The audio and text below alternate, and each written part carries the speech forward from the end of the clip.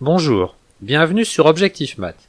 L'objectif de la vidéo est de résoudre l'exercice suivant. Étant donné a et b deux réels strictement positifs, déterminer la limite, si elle existe, de l'intégrale de a fois x à b fois x de cosinus de t sur t dt. Ne vous précipitez pas sur la solution, il vous sera plus profitable de chercher à résoudre l'exercice par vous-même.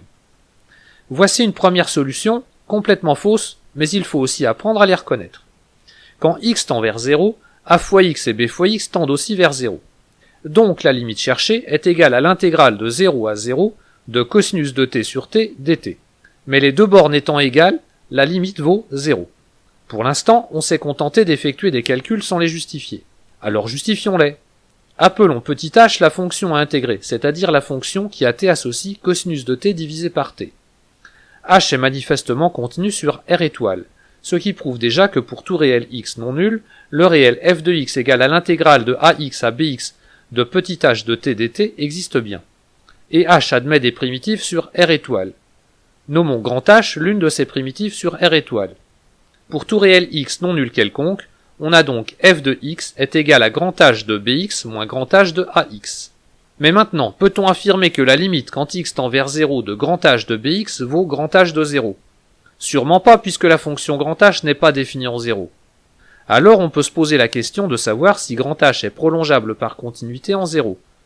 Mais on n'a pour l'instant rien fait qui le justifie. Je ne vous le prouve pas, mais en fait cette limite de grand H de bx est infinie, tout comme la limite de grand H de ax, et donc on ne pourra rien en déduire pour la limite de f de x. On va essayer de proposer maintenant une solution qui tienne la route. La première chose est de reconnaître qu'il y a un problème en 0, puisque la fonction qui à t associe cosinus t sur t n'est même pas définie en 0. Elle n'est même pas prolongeable par continuité en 0, puisqu'elle a une limite infinie.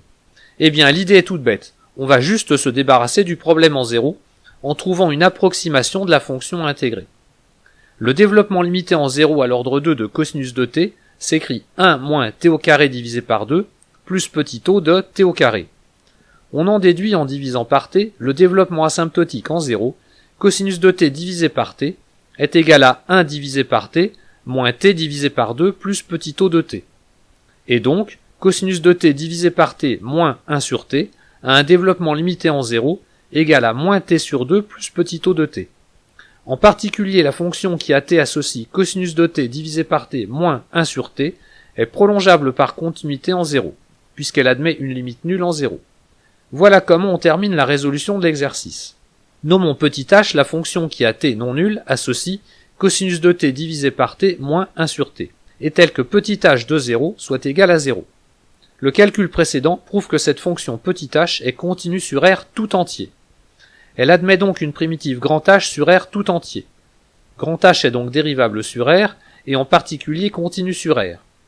On peut alors écrire pour tout x réel non nul, l'intégrale de ax à bx de cosinus de t divisé par t dt, comme l'intégrale de ax à bx de petit h de t plus 1 sur t dt, qui s'intègre facilement en grand H de t plus logarithme népérien de valeur absolue de t, compris entre ax et bx, et qui est donc égal à grand H de bx moins grand H de ax plus logarithme népérien de b sur a.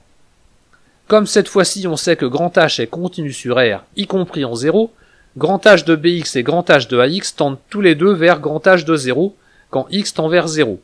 D'où le résultat, la limite quand x tend vers 0 de l'intégrale de ax à bx de cosinus de t divisé par t dt est égale à logarithme népérien de b sur a. Voilà, cette vidéo est terminée. Vous pouvez me laisser des commentaires et me poser des questions. À bientôt sur Objectif Math.